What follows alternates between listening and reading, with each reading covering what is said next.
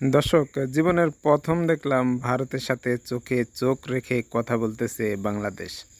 চলেন আগে ঘটনাগুলা দেখি।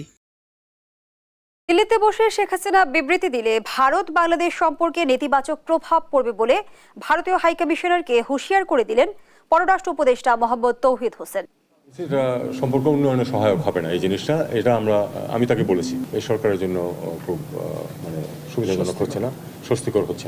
আনফর্চুনেটলি ইন্ডিয়ান মিডিয়া এটাকে এক্সাজারেট করতেছে, একেবারে সরাসরি আমি এই কথা বলেছি, এক্সাজারেট করে এটা একটা খারাপ পরিবেশ সৃষ্টি করতেছে। এটা তাদের বাংলাদেশের কোনো উপদেষ্টা ভারতের বিরুদ্ধে এরকম উক্তি দিবে, এটা আমরা ভুলেই গেছিলাম।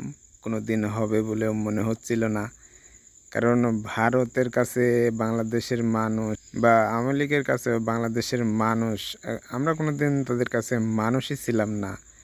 আমরা তো একটা কীট পতঙ্গের মতোই মনে হয়। কারণ বর্ডার গার্ড বাংলাদেশে মানুষ মারে, অথচ বাংলাদেশের বিজিবিকে পিঠ দেখাতে বলে। তারা কত লোক মেরেছে, প্রত্যেকটি ইনস্টিটিউশন ধ্বংস করেছে। বিজেপির মতো একটা একটা একটা একটা একটা ফোর্সকে পিঠ দেখাতে বলেছে। বর্ডারে আমাদের লোক মারে, বিজেপি ফ্ল্যাগ মিটিং করতে বাধ্য হয়। আমি বলেছি যে যতদূর আমার এখানে বলার আছে, আমি মনে করি সবাই দেশবাসী বলবে, পিঠ দেখাবেন না, এনাফ ইজ এনাফ।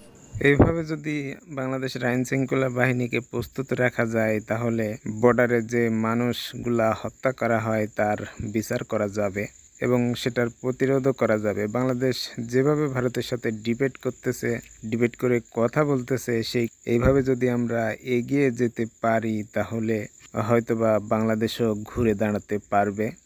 সবচাইতে বড় বিষয় হচ্ছে বাংলাদেশের রাজনীতিতে ভারতের হস্তক্ষেপ।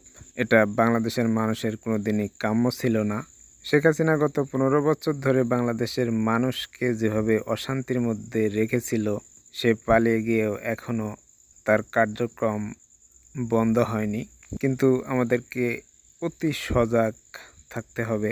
আমরা ভারতকে প্রতিবেশী হিসাবে চাই, কিন্তু আমাদের রাজনীতিতে তাদের হস্তক্ষেপ এটা কখনোই শুভাকাঙ্ক্ষী হবে না। তারা বহু চক্রান্ত করবে, কারণ তাদের সরকার যেহেতু প্রতিহত করা হয়েছে, তাদের সরকারকে যেহেতু বিতাড়িত করা হয়েছে, এখন তারা উঠে পড়ে লাগবে বাংলাদেশের বিরুদ্ধে। এর মধ্যে ভারতের যে মিডিয়াগুলা যেভাবে অপপ্রচার চালাচ্ছে, সেটা নিয়েও আমাদের স্বরাষ্ট্র উপদেষ্টা কথা বলেছেন।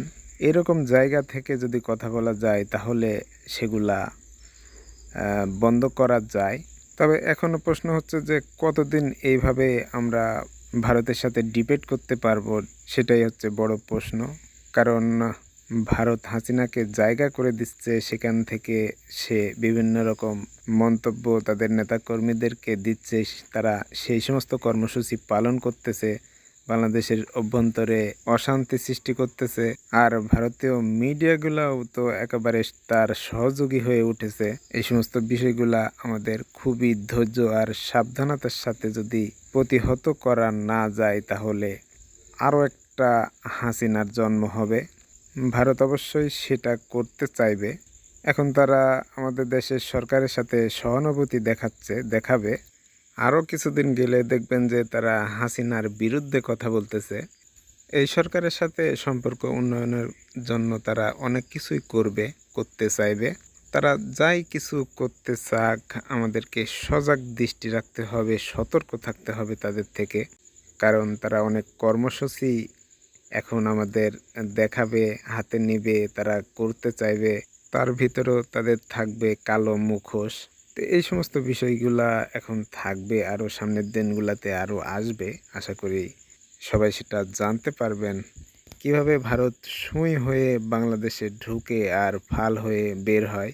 প্রথমে তারা জনগণের পক্ষে কথা বলবে, দুর্নীতির বিপক্ষে কথা বলবে, বিভিন্ন রকম উন্নয়নমূলক কাজ করবে, মানুষের মন জোগানোর জন্য তারা যা কিছু দরকার সব কিছুই করবে। তারা দ্রব্যমূল্যের ঊর্ধ্বগতির আন্দোলন করবে। আরও কত কিছু যে করবে এই সরকার এই দেশের মানুষকে তাদের মানুষের মন জয় করার জন্য। সব কিছু করে তারা তাদের পক্ষের তৃতীয় আর একটা শক্তিকে দাঁড় করানোর চেষ্টা করবে।